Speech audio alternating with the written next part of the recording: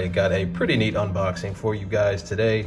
I've got the Samsung Galaxy S21 Ultra 5G in the exclusive Phantom titanium color. I have unboxed this phone, the S21 variant, the Plus variant, for you before in various colors, including the Phantom Silver, the Phantom Gold, and the Phantom White. I actually had ordered this phone from Samsung in a 256 gigabyte variant a month and a half ago, and the order is still delayed, and I eventually just canceled it and picked one up via Swappa. So let's get started here. The box looks the same as the one for the S21 Ultra in black. That is to say that the S on the top of the cover is in black. It typically matches the color of the phone, except if you've got one of the exclusive colors. For example, in the Phantom White color, you see that the S is a matted white color here. So if you pick up the Phantom Silver, this will be a shimmery silver, etc. But again, for the exclusive colors, this is black. You see that the box is a lot flatter these days because there are fewer things inside of it. On the right side here, it says Samsung. Of course, on the other side, Galaxy. On the top, it is completely blank, and on the bottom, a bunch of serial information. So these phones seem to sell out and then get restocked, but I don't understand how you cannot order them sometimes because they are sold out. Yet when they are back in stock, it still takes a month or a month and a half to ship. And even then, the likelihood is that your order is going to be delayed. That has been an issue all over the place if you search online. But alas, I've got one in my midst here.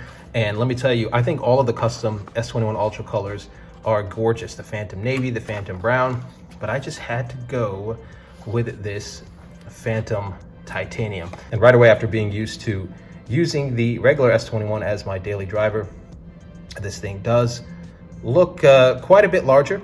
It is heavier, I can tell, than the S21 Plus. However, it is not larger. Many people think that this phone is thicker, I should say, but it is only taller. The stated dimensions on Samsung's website state that it's a millimeter thicker, but they are including this camera hump as the total width of this phone. So obviously you're not going to be holding the phone by the camera hump. So I haven't heard others talk about it in their videos. So just so you know, this phone in the hand is not going to feel any thicker or wider than the S21 Plus. It is slightly taller, however, and definitely a little bit heavier. So anyway, taking the phone out of the box, let me put this off to the side very briefly here. And there's not much in the box, of course. Nothing under here, nothing on the inside of the top half of the box, as there usually is something stuck up there on the Samsung boxes. And here you've got your SIM ejection tool. You have a USB-C to USB-C cable. Nothing spectacular there. And of course, no headphones, no charger. You guys know the deal. You have some booklets here, a quick reference guide, etc. So back to the phone here. And this is not a pre-installed screen protector, I do not believe. Yes, it is just packing film. This thing is really, really nice here. Of course, you've got this polished black metal chassis, and you have the matted glass finish, which just feels so much better, so much more premium than the plastic on the base S21. I know some people said they prefer the plastic and like it. So you guys are enjoying that, I'm sure. But yeah, this thing it's pretty nice. I think my only, I wouldn't even call it a complaint, but if I was making the design choices, I think I would have made this like a charcoal gray, darker than the back, you know, the camera housing along with the metal chassis that it blends into. But this is still very, very nice. I just think a polished metallic finish should have a metallic color with it. But it's very, very nice nonetheless. Let us peel this off. All right, peel off the back. Gorgeous, really, really nice color here. You see the Samsung logo shimmering with this back being matted. So a nice contrast there. I will say that, is it as reflective? Maybe not quite as reflective, but not a big difference. Almost as reflective as the Phantom Silver. Now that's a matte finish as well, but when I say reflective, I don't mean shiny or glossy. I just mean like you can see your fingers, for example, and the color of your fingers, the reflectivity, of course. Let me peel this off as well. Beautiful. You know, one of the reasons I wanted to pick this up was the finish of this camera housing, this carbon fiber-like pattern on the back here on the camera housing is just, it's simply gorgeous.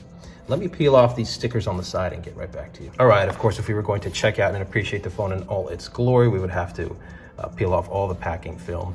And I know a lot of people keep the stickies on the side there on the metal chassis. But yeah, so here you are, the Phantom Titanium. Now, let me tell you, if you were deciding between the Phantom Titanium, Phantom Navy, Phantom Brown, I don't think you can go wrong with any of those. I preferred a bit of a neutral color, and I felt like the other two in most lighting are really, really dark, which is nice and all, but I wanted something that maybe perhaps showed the color slightly more. In other words, something that was a little bit lighter, a little bit brighter. So I think the Phantom Titanium fit that bill. You see the awesome camera housing on the back. On the top, you've got some microphones. On this side, it is completely bare, completely blank. And on this side, you've got your side key, Samsung calls it, but of course that's your power button, but it also can launch an app or do some Bixby related tasks. And of course your volume rocker as well. On the bottom, you've got your SIM tray, another microphone, you've got your USB-C port, and the speaker grill. Now I've unboxed and started up these phones a few different times already, but I'll do it again for this one. There is no special software or skin or anything for these custom colors from Samsung.com. But let me throw my SIM card in here and start it up for you guys. All right, got my SIM in here. Let's start this up real quick. Hopefully it's got some battery in here. And it would appear that it does. Here we go, starting Android. Of course, this is the US unlocked version. There's always a service provider update when you launch it, when you start up the phone. So it's gonna reboot the phone. And while it's doing that, we can take a look at this display, which is slightly curved here. I had gotten a little bit used to the flat display on the S21 and S21 Plus, but here you see the slightly curved display. Not much, definitely not as much as a lot of other previous Galaxy phones, including the Note 20 Ultra. But you know, the S20 was not super curved either, the display. But this one might be even a little bit less than that. I prefer a nice thick metal chassis on the sides myself, so I certainly do not mind at all if the screen is completely flat. I'm not bothered either way. I don't really you know, get bothered by phantom touches or anything. I don't really experience phantom touches. Anyway, here we are finally. So let's start this up. Let us agree to whatever is not optional. All right, connected to our Wi-Fi network here, getting your phone ready. And I think for this one, I am going to restore from my Galaxy S21. The last couple of unboxings, I've showed you what it looks like just launching it out of the box. You can check those out on my channel if you'd like. All right, so I'm connected here with Samsung Smart Switch, and it is connecting to my S21 Ultra 5G here and transferring my data. Again, this is an easy way to switch, and you can do this as well if you've got a different Android phone, if you've got an iPhone, etc. Or you can choose to boot the phone up and launch it completely free and clean of anything. All right, selected everything I needed to, and I am copying all my old data to my phone. All right, time to set up the fingerprint sensor. And I gotta tell you, though I do think there's a slight improvement on last year's fingerprint sensor here, I'm honestly not sure I notice that big of a difference. I still occasionally will get some errors. It's not a problem or anything. I think it's fantastic, and I'd much rather this in-display fingerprint sensor than anything hardware related. It's just a lot more natural. It's aesthetically, it's a lot nicer, etc. But yeah, I don't think there's a huge difference between this year and last year, at least not as much as was made out to be. But it is a slight improvement. All right, and it apparently says we are all set up. Tap finish here. It is continuing to download my information from my S21, and that is probably going to take a little while. And you see my SIM card there refreshing. It's a T-Mobile SIM inside the US unlocked version. Here you see the default wallpaper before that updates and brings in my wallpaper from my S21. Let's go into settings here. I'm gonna wanna go into storage because I would like to see if I can figure out how to type. I'd like to see how much storage is in there by default before it starts downloading everything. And there you see there's about 100 gigabytes free, maybe 99 or so out of the box on this unlocked model. So it seems like there's slightly more space available out of the box on the unlocked model than on the carrier versions. And of course that's to be expected. You've all heard the term bloatware, although I don't think there's as much bloatware anymore, especially on the T-Mobile version. Maybe Verizon, there's a little bit more. AT&T, there could be a little bit more. But that's quite a bit of free space, almost 100 gigabytes out of the box. This is a 128 gigabyte version. Of course, I told you I had ordered the 256 gigabyte version, but canceled that order. Let's go into display here. And of course, I am going to go all the way down to the screen resolution because we can do Full HD plus, or we can even do WQHD along with the 120 hertz display. And if I'm paying for a phone like this, you are darn right that I am going to take full advantage of what this display can do. So motion smoothness, it's on adaptive. That means obviously it can vary from just a couple of hertz all the way up to 120 hertz. Or if you set it to standard, it's just gonna be at 60 hertz. No, I am going to do a WQHD plus at 120 hertz. You better believe it. Beautiful, beautiful display.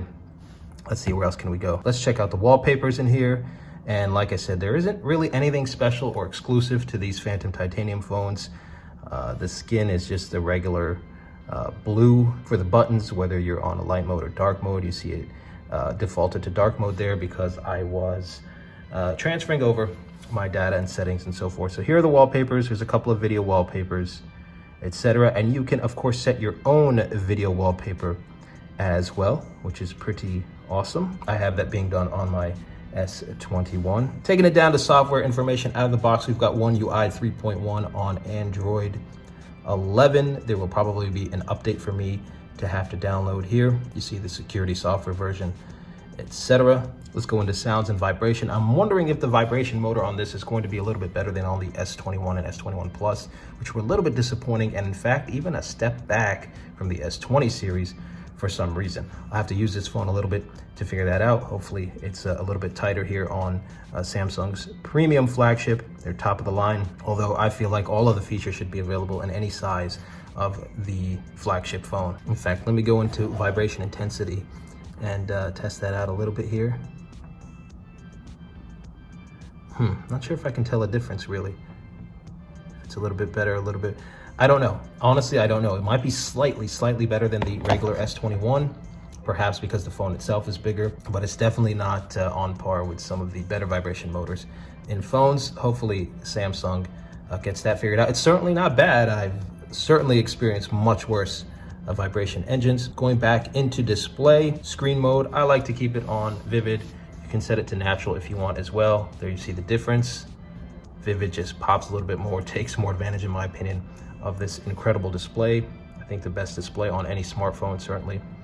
And that is about it, guys. The Samsung Galaxy S21 Ultra 5G in Phantom Titanium. Again, you can pick this up as an exclusive color on Samsung.com. If you want to see my unboxing of the regular S21 or any of the S21 Pluses that I unboxed, I will link to those in the description. And if you're just now picking one of these things up, I've got a video on the first 21 things to do when you get your S21. So you might want to check that out as well. That goes for whether or not you've got the regular version, the Plus, or the Ultra. I'll put that in the description as well. Plenty more videos and coverage coming up similar to this. If you like this video, let me know. And if you do, you might want to subscribe to be the first to know when a new one drops. Stay safe and stay healthy, everybody, and I will check you out in the next one.